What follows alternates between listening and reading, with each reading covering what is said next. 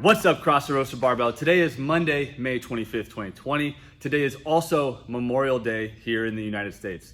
We have decided to push our normal Murph, which would be completed on Memorial Day, to July 4th, and more details will be available soon on that. Today, we've decided to go with a little bit less of volume, and we are going to go with another hero workout named Laredo. So, U.S. Army Staff Sergeant Edward Laredo, 34, of Houston, Texas, assigned to the 2nd Battalion, 508th Parachute Infantry Regiment, 4th Brigade Combat Team, 82nd Airborne Division, based in Fort Bragg, North Carolina, was killed on June 24th, 2010 in Jalawar, Afghanistan, when insurgents attacked his unit with an improvised explosive device. He is survived by his wife, First Sergeant Jennifer Laredo, his daughter Laura Isabel, his stepdaughter Alexis, and his son Eduardo Enrique.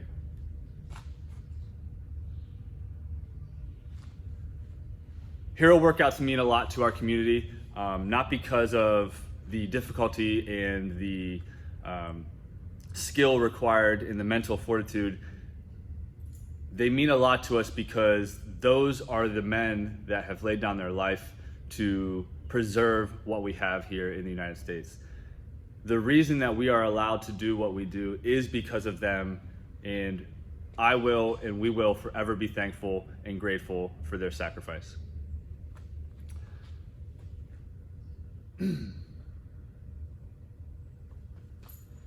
Okay, so Laredo is going to be a bodyweight only workout. You don't need anything at all, no equipment, no vest, no anything. What we need is 6 rounds for time. We're gonna go with 24 air squats, 24 push-ups, 24 alternating walking lunge steps, and finishing off each round with a 400-meter run. Again, that's gonna be 6 total rounds. Before we get into what the movements look like, I want you to take a moment to kind of take inventory of what you have been doing over quarantine, as well as what your abilities are at this moment. This is a less volume, less intense workout than Murph would be, but there is still a lot of volume here, and I need you to make the smart decision on what you can and can't do.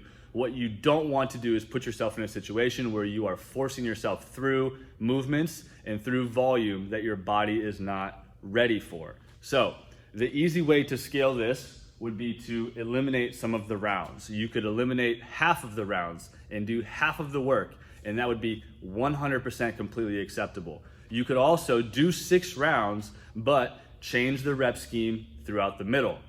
You could do 6 rounds, but make everything half the volume. So 6 rounds of 12, 12, 12, and you could probably not scale the run. You'll be fine on the run.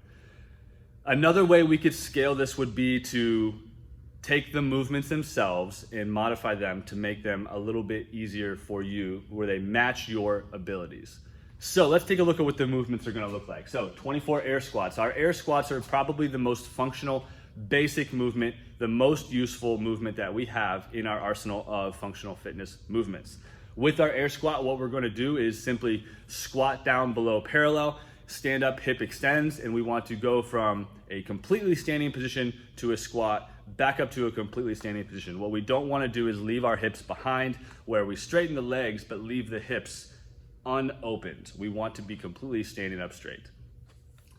If you need to scale your air squats, we could squat to a ball, we could squat to a box, we could do a partial range of motion squat. Those would all be excellent scales for your air squats. 24 push-ups. 24 push-ups, we're gonna go from arms locked out, chest to full floor, arms locked out. So I want you guys to make note that your belly and your chest are 2 different locations. So if your belly is touching the floor but your chest is not, that is a no rep. I want your chest to the floor. If your chest is to the floor, your face will be pretty darn close to the floor as well. So if your chin is like 6 inches, 8 inches, a foot away from the floor, you are not down in a push-up. Also, do not rest on the bottom of the push-up. That is not a place to rest. If we're gonna rest, we're gonna come to a knee and we're going to go from there. When you go to the bottom of the push-up, you need to get out of the bottom of the push-up. That is not where we are going to rest. Make sure that we are straightening our arms at the beginning and end of every push-up. To scale our push-ups, we could easily modify them by raising up the level of our hands. Ideally, we don't want to go from our knees. We would prefer to keep that plank integrity, and then we're going to go with either a partial rep push-up, which is probably not the first bet. I would rather you do a hand elevated version where we put our hands on a box, chest to box, push away. You could go with steps, you could go with a ledge, anything that's going to raise your hands off of the floor while keeping your feet on the floor. 24 walking lunge steps. With your walking lunge steps, I do not want you to be stationary. I want you to travel. So we are traveling forward. You are counting your steps. When we take that big step forward, your knee should be at a right angle, that knee in front. We don't want to be pushing that knee way over our toes. We want to be nice and secure with our steps and deliberate. We do not want to be shuffling with our lunge steps. So knee touches the floor, we stand up straight, and we are good to go. You can pass through that standing up straight. I'm just looking for both of your, I'm looking for your hip to open completely on those lunges at the top. Don't put your hands on your legs or for your squats or your lunges. Keep your hands off of your legs for your squats and lunges.